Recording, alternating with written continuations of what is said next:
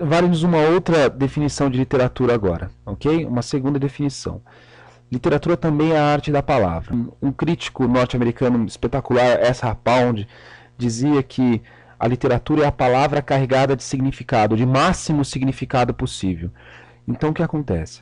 Uma palavra, uma única palavra, tem que se desdobrar em vários significados, em vários sentidos, em várias sensações diferentes. Essa é a literatura, isso é literatura. Bom, um escritor que escreve muito e não fala nada, não é um bom escritor. Infelizmente, produziu uma literatura baixa. Agora, um escritor que escreve apenas alguns versos ou apenas algumas páginas e consegue desenvolver um raciocínio completamente complexo, que exige um alto nível de abstração do seu leitor, eis aí a grande literatura. Literatura é arte, é palavra carregada do máximo significado possível. Bom, e como é que o autor, o escritor, o poeta consegue fazer para transformar essa palavra num sem número de possibilidades e significados? É o trabalho demorado com o texto.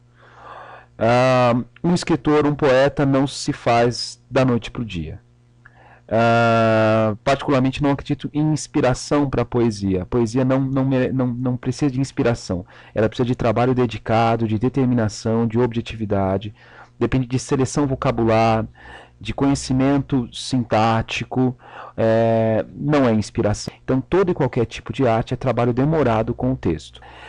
Porque dessa maneira o poeta, o escritor, consegue explorar todos os recursos que a palavra oferece para ele, desde os visuais até os sonoros, qualquer tipo de coisa que a palavra possa oferecer para ser explorada, o bom poeta, o bom escritor consegue explorar.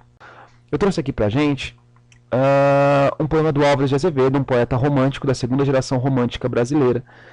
Morreu no auge da vida, né, aos 21 anos de idade, tinha acabado de fazer 21 anos de idade. Ele é um poeta marcado pela melancolia, pela tristeza, pela morbidez. E ele escreve o poema Meu Sonho Eu. Eu trouxe um fragmento aqui e vou ler só uma parte pra gente, tá? O poema começa assim: Cavaleiro das armas escuras, onde vai pelas trevas impuras, com a espada sangrenta na mão. Por que brilham teus olhos ardentes e gemido dos lábios frementes vertem fogo do teu coração? Cavaleiro, quem és? O remorso? Do corcel te debruças no dorso e galopas do vale através? Da estrada acordando as poeiras, não escuta gritar as caveiras e morder-te o fantasmas nos pés? Onde vais pelas trevas escuras, cavaleiro das armas Onde vai pelas trevas impuras, cavaleiro das armas escuras, macilento qual morto na tumba? Tu escutas, na longa montanha um tropel teu galope acompanha, e um clamor de vingança retumba? Cavaleiro, quem és? Que mistério, que te reforça da morte no império, pela noite assombrada a vagar? Um poema fantástico, consegue sinestesicamente, né, através do nosso sentido, despertar algumas imagens na nossa cabeça. Facilmente conseguimos aqui, sem precisar de uma segunda leitura, perceber o ambiente em que se passa aqui a poesia. Trata-se de uma floresta escura, um cavaleiro galopando, e olha que curioso a insistência aqui do nosso poeta pelo som das vogais R. Ela está em todos os versos, em muitas palavras, o R e o T, e algumas vezes aqui eles estão até no encontro consonantal. A gente vai encontrar isso muitas vezes aqui, ok? Bom, por que esses R's e esses T's aqui insistem em aparecer no nosso poema? Gente, não é por acaso. O Álvares de Azevedo não fez isso por acaso. O que ele está querendo fazer aqui, o que ele está querendo mostrar pra gente aqui, é simular o brilho, o som do tropel, do galope do cavalo. E ele faz isso muitas vezes. Aqui a gente pode ver aqui, ó, há uma insistência pelo T e pelo R aqui em todos os momentos, tá? Então isso não é por acaso. Agora convenhamos, o poeta fez o poema da noite para o dia? É impossível conseguir selecionar tantos vocábulos, tantas palavras com a insistência dessas consoantes da noite para o dia. Foi um trabalho demorado com a palavra. Poesia é isso. Trabalho demorado com a palavra. Bom, um outro exemplo aqui de que poesia é um trabalho demorado com a palavra vem de um livro da literatura nacional brasileira, né, da nossa literatura. É um livro espetacular, é um cânone da nossa língua, ok? É um modelo, um paradigma que foi seguido por muitos escritores depois disso. O livro Iracema, de José de Alencar. É um livro do romantismo brasileiro e é um livro que vai versar a questão do indígena brasileiro. Tá? Conta a história de uma índia chamada Iracema, que se apaixona por um colono europeu, português, e graças a esse amor, ela deixa suas origens, trai a cultura de sua tribo, abandona a sua tribo logo depois é dizimada, e Iracema acaba fatalmente sucumbindo e morrendo no final do livro. É um livro que merece ser lido de qualquer forma. Tema de muitos vestibulares, inclusive. O legal é que Iracema, o livro Iracema, é uma metáfora, é uma metonímia de uma outra história que a gente conhece bem, tá? De um ponto de vista. A história da colonização brasileira. Notem que Iracema a história de Iracema parece muito com a história da nossa colonização. Os europeus, portugueses, colonos chegaram aqui, tudo bem, nos encantaram com as maravilhas do mundo civilizado europeu, nos entregamos a essa maravilha, de certa forma, assim, abandonamos as raízes e a nossa cultura indígena, tudo bem, que hoje em dia, convenhamos, quase não existe. Damos, infelizmente, um tratamento muito baixo para a cultura indígena nesse país que está quase sumindo, infelizmente.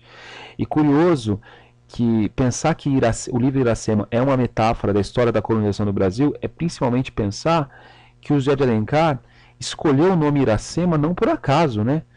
O nome Iracema é um anagrama da palavra América.